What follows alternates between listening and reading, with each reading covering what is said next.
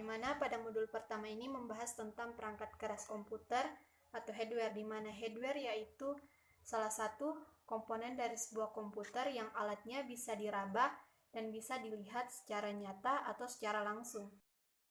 Contohnya yang pertama yaitu ada keyboard. Kemudian yang kedua ada mouse. Ini merupakan touchpad.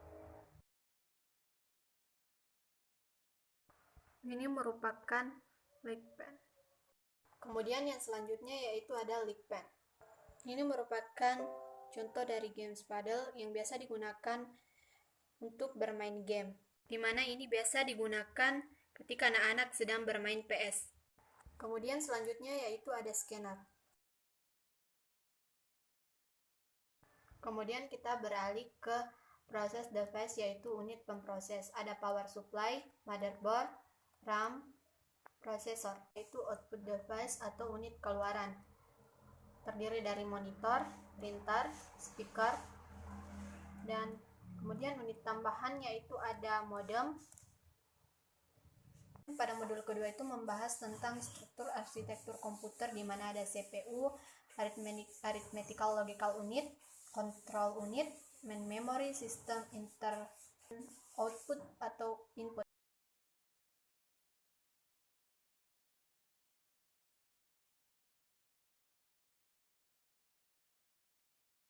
Selanjutnya yaitu ada cache memory, di mana cache memory ini adalah memori kecepatan tinggi tetapi berukuran kecil yang digunakan untuk menyimpan salinan data atau instruksi yang sering diakses oleh CPU.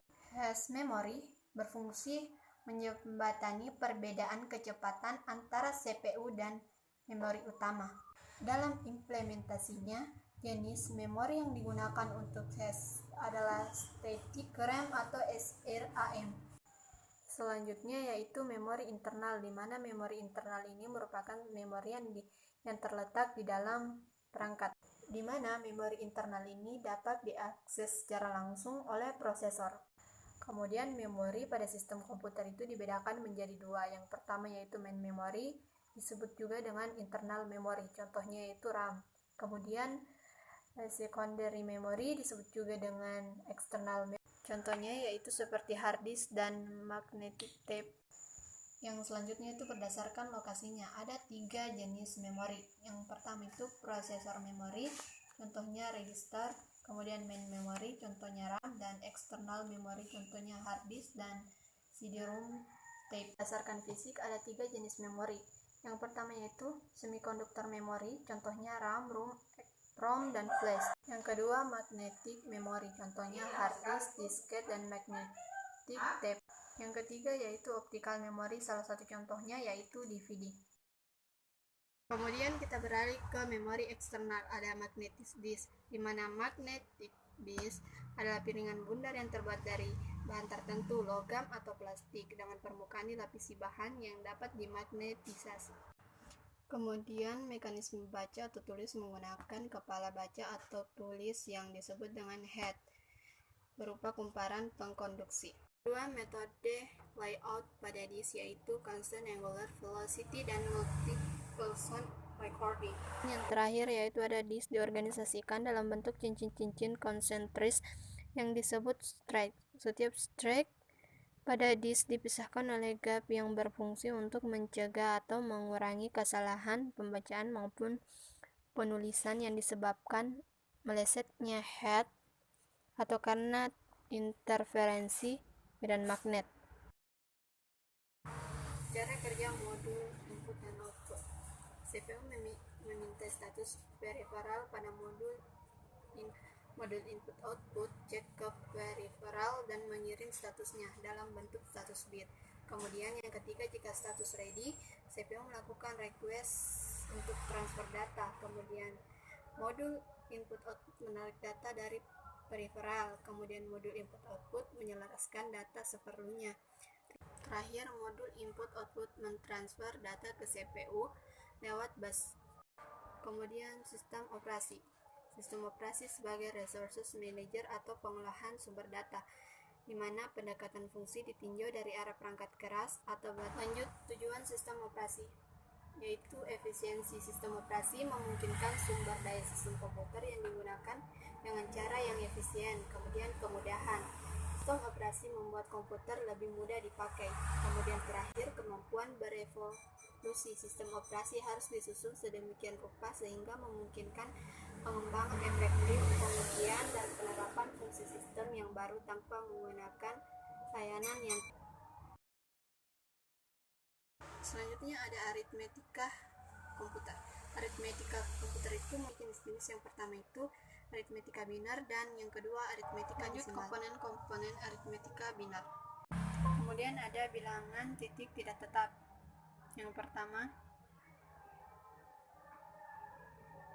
biasa juga disebut referensi benar karena perubahan sepanjang bit dan tandanya. Bit tanda.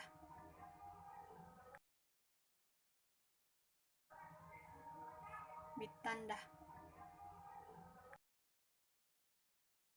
Kemudian bilangan tidak tetap. Pada representasi ini, posisi besaran ditunjukkan dalam bentuk komplemen min 1. Komplemen min 1 dalam bilangan diperoleh dengan cara melakukan pembalikan setiap bit. Selama bit 1 diubah menjadi 0 dan semua bit 0 diubah menjadi 1. Di sini ada besaran dan komplemen min 1, di mana sini 0, 1, 1, 1. Kemudian komplemen min 1-nya itu 1000, 1,00. Kemudian di sini dibalik, 0 menjadi 1 dan 1 menjadi 0. Jadi 1 dan 1 menjadi 0. Karakteristik dan fungsi set induksi. Operasi dari CPU ditentukan oleh instruksi-instruksi yang dilaksanakan atau dijalankan. Instruksi ini sering disebut dengan instruksi mesin atau instruksi komputer. Kemudian selanjutnya, kumpulan dari instruksi-instruksi yang berbeda dapat dijalankan oleh CPU disebut set instruksi. Kemudian elemen-elemen dari instruksi mesin, set instruksi. Yang pertama, menentukan operasi yang dilaksanakan. Yang kedua, merupakan input bagi operasi yang dilaksanakan. Yang ketiga, merupakan hasil dari operasi yang dilaksanakan. Dan terakhir, memberitahu CPU untuk mengambil batch instruksi berikut setelah instruksi yang dijalankan selesai. Kemudian ini merupakan diagram status siklus instruksi. Lanjut mode pengalamatan. Yang pertama, mengatasi keterbatasan format instruksi. Dapat mereferensikan lokasi memori yang besar. Mode pengalamatan yang mampu menangani keterbatasan tersebut, di mana masing-masing prosesor menggunakan mode pengalamatan yang berbeda-beda, kemudian memiliki pertimbangan dalam penggunaannya. Ada beberapa teknik pengalamatan. Yang pertama itu merupakan teknik pengalamatan immediate addressing. Keuntungan mode ini adalah tidak instruksi yang diperlukan untuk memperoleh operand. Kemudian menghemat siklus instruksi sehingga proses keseluruhan akan cepat. Kerugiannya, ukuran immediate addressing. Keuntungan mode ini adalah tidak instruksi yang diperlukan untuk memperoleh operand. Kemudian menghemat siklus instruksi sehingga proses keseluruhan akan cepat. Kerugiannya, ukuran bilangan dibatasi oleh ukuran float alamat.